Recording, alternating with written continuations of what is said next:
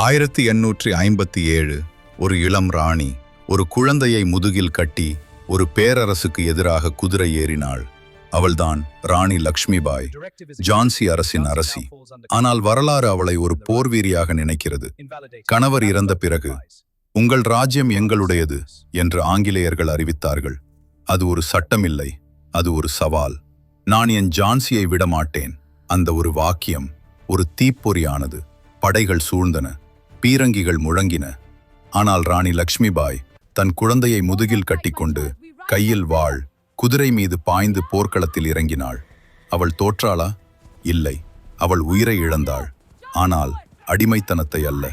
1858 அவள் வீழ்ந்தாலும் அவள் துணிவு இந்திய சுதந்திரத்தின் முதல் சத்தமாக மாறியது. இன்று நாம் சுதந்திரமாக சுவாசிக்கிறோம் என்றால் அதில் ஒரு பங்கை வைத்திருப்பது ஜான்சியின் அந்த சிங்கத்தி. இப்படிப்பட்ட வரலாற்று வீரர்களின் கதைகள் வேண்டுமா? லைக் பண்ணுங்கள், ஷேர் பண்ணுங்கள், ஃபாலோ செய்யுங்கள். இன்னும் பல உண்மை கதைகளுக்காக.